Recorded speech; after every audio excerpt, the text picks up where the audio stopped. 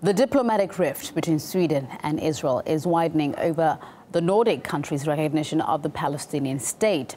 In October last year, Sweden voted to recognize the state in a move that infuriated Tel Aviv.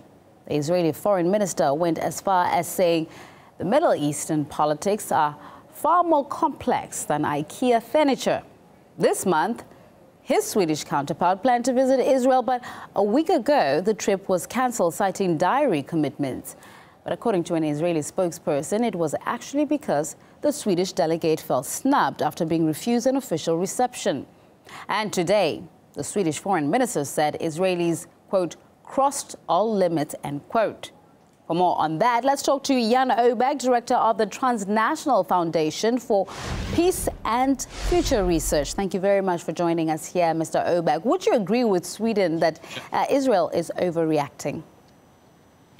Yes, I think so. But I was about to say, with Prime Minister Netanyahu marching in Paris the other day, he should appreciate that Swedish politicians are also using the freedom of expression to say what they think. However, the language both ways is pretty strong for diplomatic exchanges. But I think, you know, what you see is an extremely fast move towards a sense of isolation in Israel. You know, if you shout that loud about something that was bound to come, it's because you're feeling increasingly weak. And secondly, you know, I don't think in terms of substance that Israel has much to be afraid of, because the Swedish foreign minister, Margot Wallström, has said very clearly that the logical next step for Sweden is to appeal to and participate and push European countries and the United States to continue negotiations. What would you say Netanyahu is afraid of that? I mean, if this is an inevitable situation, that it was going to come anyway, why is he afraid that this is happening and supposedly taking it out on Sweden now? Well, basically because this will have a snowballing effect. And I think it comes also in the wake of the bombings and the destruction and the killing of human beings. They are human beings in Gaza last year. You know, it's very indefensible to keep on talking about being against terrorism, being against violence and all that the Western leaders do, and then have Israel with that behavior as its main ally in the region. And of course, if that is falling apart, Israel will turn to other countries and less to the West. And second, you know, I was about to say, there's no really reason to be afraid, because if what is going to happen now is a continuation with the Americans as mediators, this is not going to go anywhere.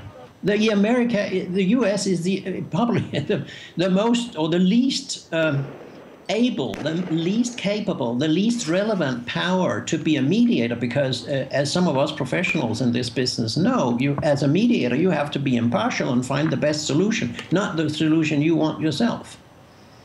Parliamentarians across Europe have shown that they're ready to recognize Palestine in the 9 binding votes. How much do you think that then could influence the Israeli-Palestinian conflict, or even open a new door for dialogue with a different mediator? Well, you could have two views on this. One is Israel will be stalling more because it'll get more and more angry and grumpy on these countries, but they also need the West. Secondly, by recognizing Palestine, you get more of an equal partner at the table. But the sad problem is there's no real Palestine to recognize. There are some scattered parts of a land. There is no fixed borders. And if you mind very clearly what the foreign minister of Sweden is saying in her article or declaration, it is that this should be two-state solution should be negotiated on the basis of the 67 borders. It is not even stated because there are no clear perception of where the borders are. And if we're not talking about withdrawal, but we are talking about some borders in the future, this is not a threat. They just have to make this noise. It's not a threat. Get going and stop talking about it. Just see where the wind is blowing, I would say to Netanyahu, and go with that wind, because you're going to lose in the long run if you stall everything. This is history's trend. Get a solution now where it's possible, and when everybody would love to have a solution there, instead of being the one who won't start even negotiations about it because you're grumpy. Well, I hope he's heard your words there. Jan Oberg, Director of Transnational Foundation for Peace and Future Research, giving something for all of us to really think about, including Mr. Netanyahu himself. Thank you.